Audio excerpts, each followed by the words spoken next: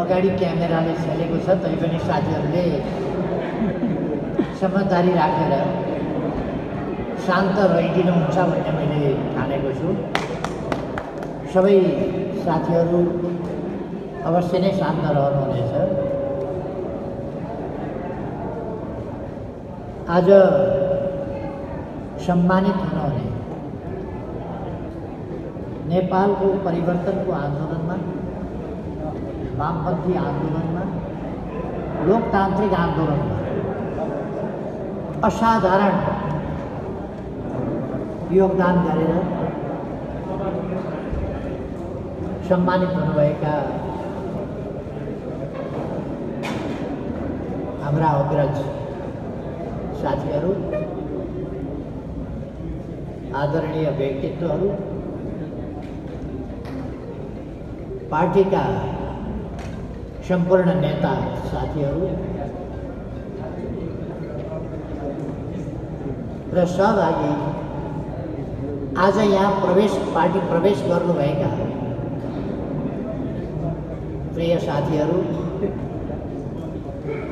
र सम्पूर्ण सहभागी दिदीबहिनी दाजुभाइहरू र यस कार्यक्रमलाई विभिन्न सञ्चार माध्यमबाट परोक्ष रूपमा पनि श्रव्य दृश्यका माध्यमबाट हेरिरहनुभएका, सुनिरहनुभएका वा यसमा सहभागी भइरहनुभएका देश विदेश जहाँसुकै रहेका भए पनि सम्पूर्ण साथीहरू, दाजुभाइ दिदीबहिनीहरू, अझै पनि अलिकति कुराकानी गरिराखेर सुनिन्छ नि। त्यता कुराकानी ख्याम्मै बन्द गरौँ, फोटो खेल्न बन्द गरौँ, क्यामेरा सबैले डाउन गरौँ त। पक्क भइसकेका थिएन होला, तर असाधारण परिवर्तनका विचारहरू थिए। तिनै विचार, ती विचार बोक्ने सानो भए पनि 4 जना 5 जनाबाट सुरु भएको भए पनि सङ्गठन बन्यो र त्यो तीव्र गतिमा विस्तार। त्यसमाथि चर्को दमन हुनु स्वाभाविक थियो र दमन चिरेर भए पनि, चिर्दै भए पनि त्यसले युगान्तकारी विचारहरू जुन थिए, ती विचारहरू यति सशक्त थिए, तिनलाई समाप्त गर्न सकिन्छ। विचारको सहीपनाको सन्दर्भमा कार्ल मार्क्सको भनाइ के छ भने, पेरिस दमन भइसकेपछि, पेरिस कम्युनको दमन भइसकेपछि, त्यसलाई असफल पारिएपछि कार्ल मार्क्सको विश्लेषण थियो, पेरिस कम्युन, एउटा पेरिस कम्युनको दमन भयो, पेरिस कम्युनलाई त दमन गर्न सकियो, तर एउटा पेरिस कम्युन दमन भयो, तर पेरिस कम्युनका ध्येयहरू दमन भएका छैनन् र पेरिस कम्युन ती ध्येयहरू बोकेर, पेरिस कम्युनका उद्देश्य बोकेर पेरिस कम्युन फेरि उठिरहेको छ। नेपालमा पनि कम्युनिस्ट आन्दोलनमाथि दमन भयो, कम्युनिस्ट आन्दोलन मात्रै होइन, लोकतान्त्रिक आन्दोलनमाथि पनि दमन भयो। मैले पहिले पनि बोल्दाखेरि भन्ने गरेको छु, सामाजिक परिवर्तनका लागि आवाज उठाउँदा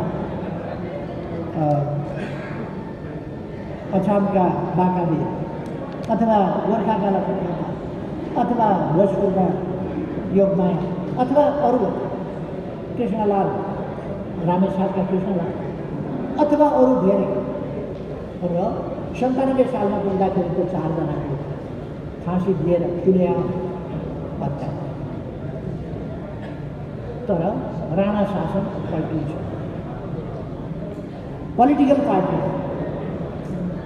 पोलिटिकल पार्टीहरू पहिले अर्गनाइजेसन बन्दा, मैले अघि नै भने, आफ्नो सुरक्षाका लागि, सामूहिक सुरक्षाका लागि बनेका थिए, ती पछि समूहगत सुरक्षा र स्वार्थका लागि परिणत भए। त्यसपछि त्यसका विरुद्धमा विद्रोहहरू झन्डिँदै गए र पछिल्लो समय त्यस्ता सङ्गठित राज्यहरूलाई जनचेतना र त्यो चेतनामा आधारित सङ्गठनद्वारा जनबलबाट परिवर्तन गर्ने राजनीतिक सङ्गठनहरू त्यसलाई त्यो राजनीतिक सङ्गठन परिवर्तन सोसाइटी समाज भनेको एउटै उद्देश्य एउटै ध्येय एउटै हितहरूमा आबद्ध मानव समाज मानवहरूको झुन्डलाई समाज भनिन्छ। त्यो एउटा व्यवस्थित प्रणालीमा बसेको तर पछि समाज चाहिँ त्यस्तो भएन।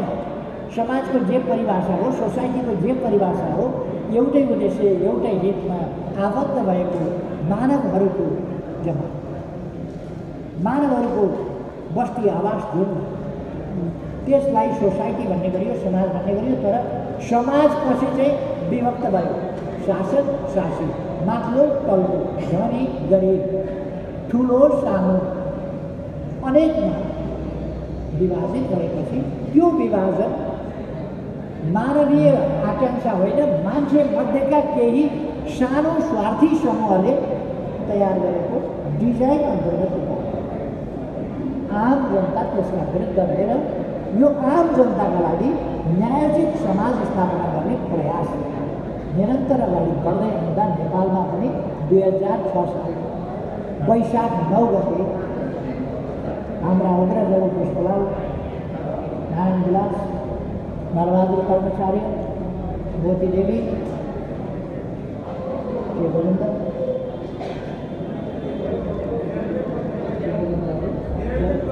गोविन्द समेतको पहल र मैले अघि पनि भने त्योभन्दा अगाडि पनि यस ध्येयमा मानिसहरू सामेल भइसकेका थिए र सङ्गठित प्रयासहरू भएका थिए तर त्यसले निरन्तरता पाउन सकेन र हामीले 6 साललाई मान्यौँ र 6 सालबाट एउटा नयाँ युगको प्रारम्भ भयो जनयुगको प्रारम्भ भयो जनचेतनाको युगको प्रारम्भ भयो जनचेतनाको व्यवस्थित युगको प्रारम्भ भयो र त्यो बढ्दै आएर आज हामी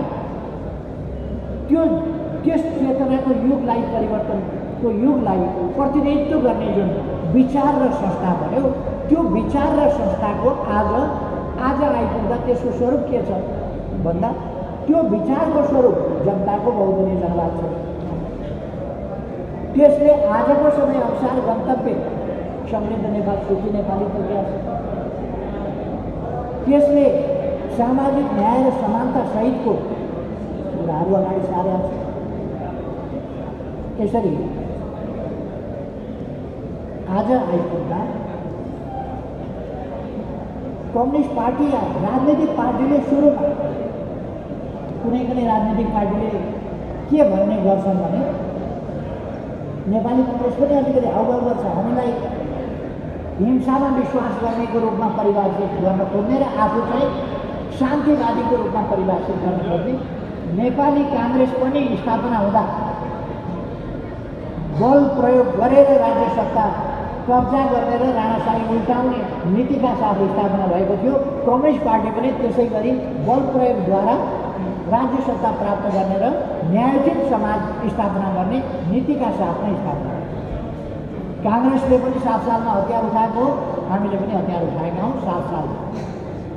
त्यसकारण जसले पनि सुरुमा तानाशाही व्यवस्था छ भने तानाशाही व्यवस्थामा स्थापना भएका पार्टीहरूले बलजफ्ती नगरिकन सम्झाएर मान्दैन तानाशाहीले भन्ने कुरा बुझ्या हुन्छ र त्यस्तो तानाशाही उल्टाउनका लागि बल प्रयोगको विधि प्रयोग गर्नुपर्छ भनेर मान्छ। तर तानाशाही नभएका बेला शान्तिपूर्ण ढङ्गले संवैधानिक बाटोबाट शान्तिपूर्ण ढङ्गले परिवर्तन सम्भव भएको बेला हिंसाको बाटो अपनाइन्छ भने त्यो उल्टापन्थ हुन्छ। त्यसले क्रान्तिलाई नजिक ल्याउने होइन त्यसले क्रान्तिलाई टाढा बनाउँछ। कम्युनिस्ट पार्टीलाई लोकप्रिय बनाउने होइन अलोकप्रिय बनाउँछ। कम्युनिस्ट पार्टीलाई सही नीति तर्जुमा गर्न सक्षम होइन अक्षम बनाउँछ। कम्युनिस्ट पार्टीलाई जनतासँग गाँच्ने होइन जनताबाट अलग्याउने र टाढा पुर्याउने बनाउँछ। त्यस्तो हिंसाले देशमा सकारात्मक परिवर्तन ल्याउने होइन सकारात्मक परिवर्तनलाई कठिन बनाउने बाटोतिर विरोध बनाउने बाटोतिर लिएर जान्छ। त्यसै कारण हामीले जब शान्तिपूर्ण ढङ्गले परिवर्तनको सम्भावना देखियो अथवा प्रतिक्रियावादी शक्ति कमजोर भएको अवस्था देखियो। उसले जनउद्धार रोक्न सक्दैन, अब उसको दमनले रोक्न सक्दैन भन्ने अवस्था देखियो।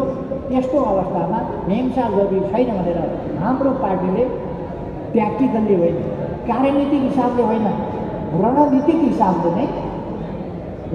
हिसाबले नै हामी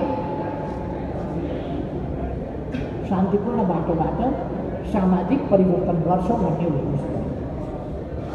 जनताको बहुदलीय जनवादको खासियत, यसको विशेषता, मुख्य विशेषता के भने शान्तिपूर्ण माध्यमबाट सामाजिक परिवर्तन र रूपान्तरण गर्ने ट्याक्टिकल नीति, कार्यनीतिक हिसाबको होइन, रणनीतिक हिसाबले नै, सैद्धान्तिक र व्यावहारिक हिसाबले नै यसलाई शान्तिपूर्ण बाटोबाट सामाजिक परिवर्तन रूपान्तरण गर्न सक्ने र गन्तव्यमा पुग्न सक्ने गरी अगाडि बढ्ने, यो कुरा जनताको बहुदलीय जनवादले ल्यायो। कम्युनिस्ट आन्दोलनभित्र जुन कुरो असाधारण कुरो हो र साह्रै महत्त्वपूर्ण कुरा हो, संसारको जनताको बहुदलीय जनवाद आज मैले यसको पनि आज व्याख्या गरिरहन्न, किनभने समय हामीसँग त्यति व्याख्या गर्नु छैन।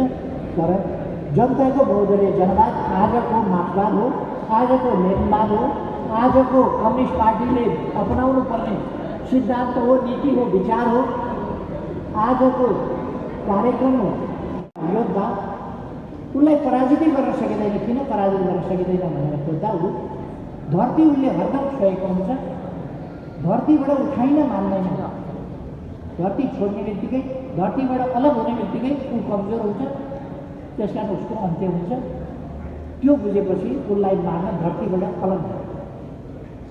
हामीलाई पनि यहाँ धरती भनेको हाम्रो जनता हो, जनताबाट अलग गर्न, हामीलाई बदनाम गर्न खोज्ने, अनेक गर्न खोज्ने, अनेक हिसाबका पहिले यो काण्ड भनेका छन्, त्यो काण्ड भनेका छन् भ्रष्टाचारीहरूले हामीलाई।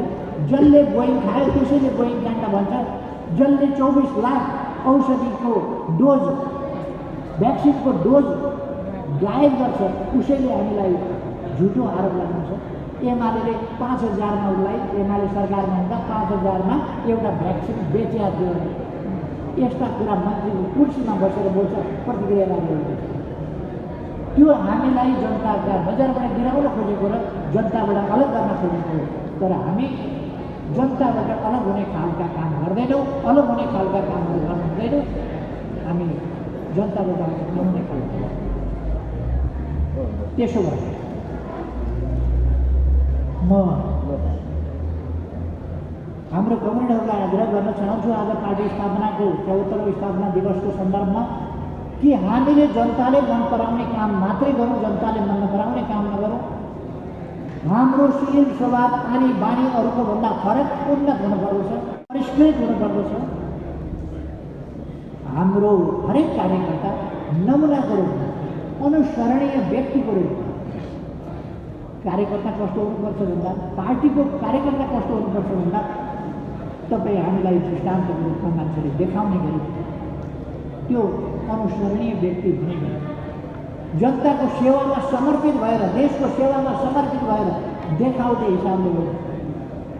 पवित्र मनका साथ, देशभक्तिको भावनाका साथ, देशलाई साँचो मनबाट, साँचो मस्तिष्कबाट माया गर्नु, जनतालाई माया गर्नु हामी काम गर्छौँ। मैले यी कुरा साथीहरूलाई आज हामीले चुनाव आउँदैछ वैशाख 30 गते, त्यसका लागि हामीले चुनाव घोषणापत्र आज जारी गरेका छौँ। केन्द्रबाट घोषणापत्र जारी गरेका छौँ र स्थानीय तह सबै ठाउँबाट आजै हामीले यसै घोषणापत्रसँग जोडेर केन्द्रबाट यो भयो र यससँग जोडेर हरेक पालिकाले आफ्नो प्रतिबद्धता पत्र हामीले के गर्यौँ, अब के गर्छौँ भन्ने कुराहरू पनि प्रकाशित गर्ने र आज देशव्यापी रूपमा हाम्रो केन्द्रीय तह र स्थानीय तहबाट एकैचोटि घोषणापत्र र प्रतिबद्धता पत्र प्रकाशित भएको छ, जसको संक्षिप्तीकरण वरिष्ठ उपाध्यक्ष कमरेड ईश्वर पोखरेलले राखिसक्नु भएको छ। संक्षिप्त त्यसको संक्षिप्तीकरण, त्यसको हाइलाइट्स। अब म के भन्न चाहन्छु, हाम्रो घोषणा पत्रको सारतत्व हामी के गर्न चाहन्छौँ, के बनाउन चाहन्छौँ भन्दा समृद्ध नेपाल, सुखी नेपाली बनाउन चाहन्छौँ। त्यसका निम्ति सरकार नबनाइकन हुँदैन। अनि त्यहाँ के पसल राख्ने धरारहेको पाउन गएर भ्यू टावर त हो, तर यस्ता राष्ट्रका गौरवहरू उठाउनुपर्छ। हाम्रा मठ मन्दिरहरू अनि कति पैसा दिन्छ, तपाईँले कति दुध दिन्छ भने यस्तो त्यो गुजराती भैँसी किनेर बाँधेको हो, जर्सी गाई किनेर बाँधेको हो खोलामा दुध दिनलाई।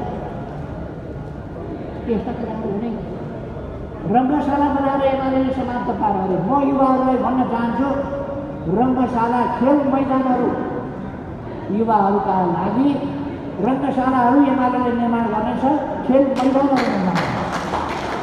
ज्येष्ठ नागरिकहरूका लागि भ्रमण गर्ने पार्क गर्नेछ, वृद्धाश्रम ज्येष्ठ नागरिकहरूका आश्रमहरू बनाउने। सडक बालबालिकाको अन्त गरिएको छ। सडक मानव सहयोगापेक्षी मानवहरू सडकमा आज छैनन्, नहुने गरी बन्दोबस्त गरिएको छ। त्यो एमाले र औद्योगिक क्षेत्रहरूको स्थापना होस्, खाने पानीको कुरा होस्। मेलम्ची आउँथ्यो र चैतभित्रमा मेलम्चीको पानी खसाल्छु भने होइन, चैतभित्रमा मेलम्चीको पानी होइन।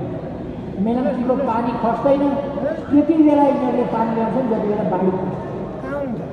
मेलम्चीको पानीबाट बाढी खसाउँछन् पानी हो, अनि फेरि बनाउनका लागि 2-3 वर्ष लगाउँछन्, 2-4 वर्ष। देशको अर्थतन्त्र आज ध्वस्त हुँदैछ। देशलाई 7 वर्षभन्दा बढीको आर्थिक वृद्धि दरमा अगाडि बढाउन एमाले, बालबालिकालाई भर्ना अभियानदेखि लिएर पढाइका कुराहरूदेखि लिएर सारा गर्ने एमाले र जनतालाई सामाजिक सुरक्षा लगायतका काम गर्ने एमाले। मोटामोटी यिनै कुरा मैले राष्ट्रिय स्तरका केही कुराहरू, समुद्रसम्म पुग्ने एमाले, अन्तरिक्षमा पुग्ने एमाले, धरतीको अर्बिट पार गरेर अन्तरिक्षमा न्यानो सेटेलाइट पठाउने एमाले, अब ठुलो सेटेलाइट पठाउन त्यहाँ आफ्नो स्टेसन तय गरेर राखिसकेका छ, त्यो गर्ने एमाले। चुच्चे नक्सा बनाउने एमाले। हाम्रो भूभाग खोसिएको छ, आफै नक्सा छाप्दाखेरि पनि आफ्नो गुमेको भूभाग फिर्ता चाहियो भन्न नसक्ने, नक्सा राख्न नसक्ने, संविधानमा लेख्न नसक्ने त्यस ठाउँबाट एमाले नै आफ्नो गुमेको भूभाग सामेल गरेर नक्सा छाप्यो। हामी राष्ट्रवादका नकली कुरा गर्ने र देश अर्कालाई सुम्पिएर शासन प्राप्त गर्ने र जोगाउने नकचारो काम गर्ने पार्टी होइन एमाले। देशभक्त पार्टी हो, जनताको पार्टी हो, स्वाभिमान राखेर देशलाई माथि उठाउने। त्यस कारण हाम्रो चुनाव घोषणा पत्रमा यिनै कुराहरूको केन्द्रीय तहमा यिनै कुराहरू छन् र स्थानीय तहमा यिनको स्थानीय तह अनुसारका व्याख्याहरू छन् र स्थानीय तह अनुसार के गर्छौँ हामी ती तहहरूमा त्यसको प्रतिबन्ध। आज स्थानीय तह एमाले जितेन भने भोलि केन्द्रीय वा प्रादेशिक सरकारहरू जितेर पनि स्थानीय तह मार्फतै काम गर्नुपर्ने हुन्छ। धेरै कुरा सामाजिक उत्थान, सामाजिक जागरण, सामाजिक परिवर्तनका कामहरूदेखि लिएर स्थानीय विकास र जनतालाई पुर्याउने सेवा सुविधा स्थानीय तहबाट पुर्याउनुपर्छ। त्यसकारण त्यो सेवा सुविधा पुर्याउनका लागि चाहिन्छ नेकपा एमालेको सरकार।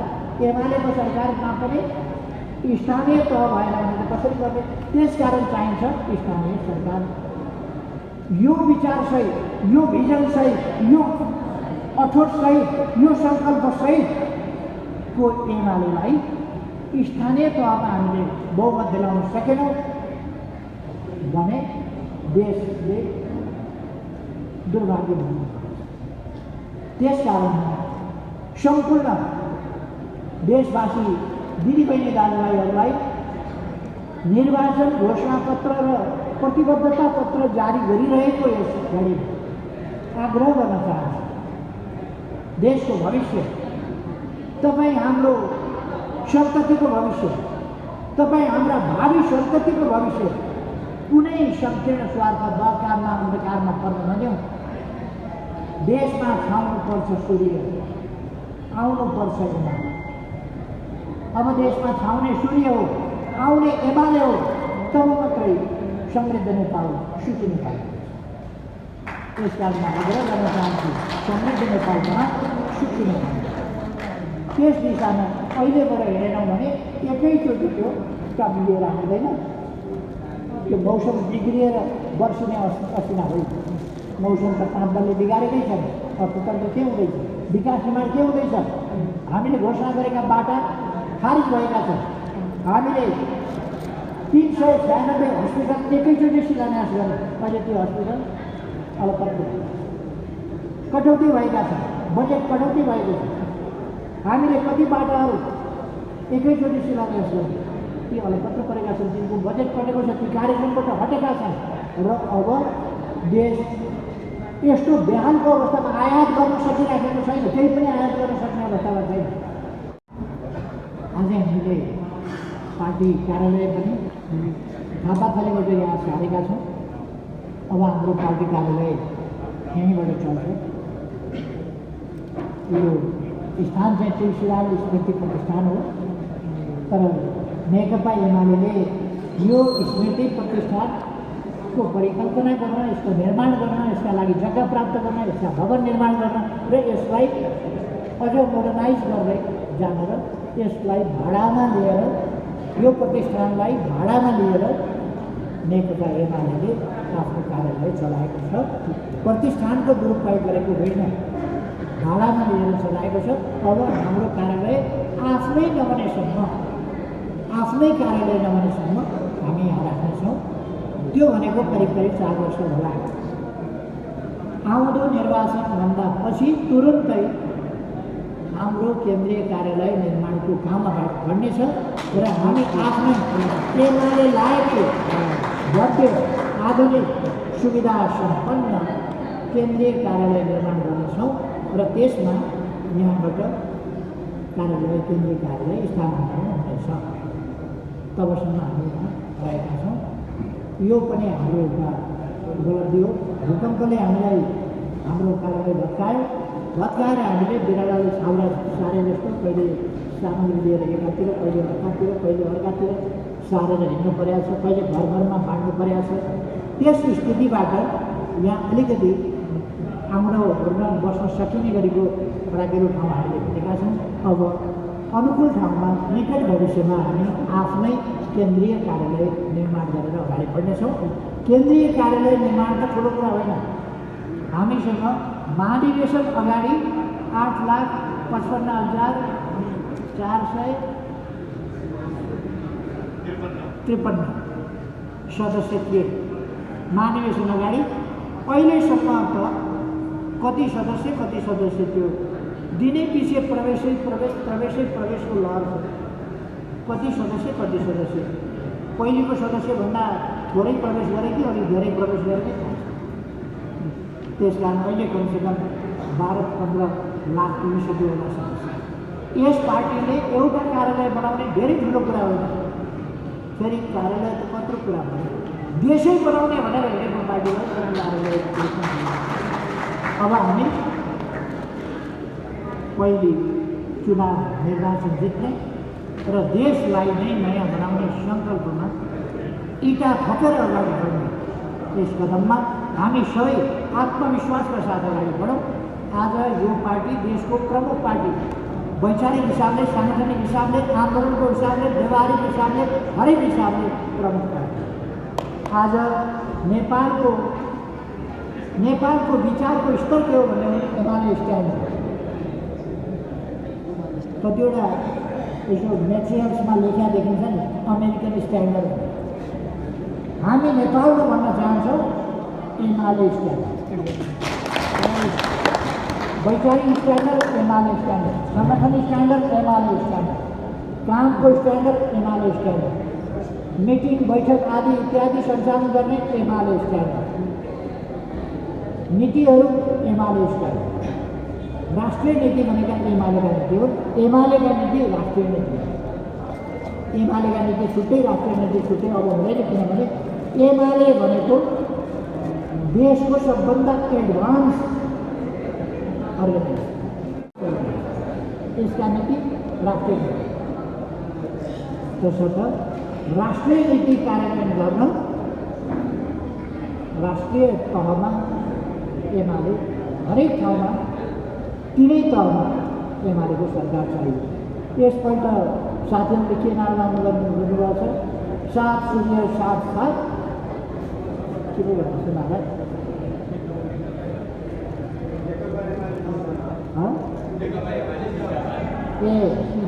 7-0-7-7 नेकपा एमाले जिम्मा।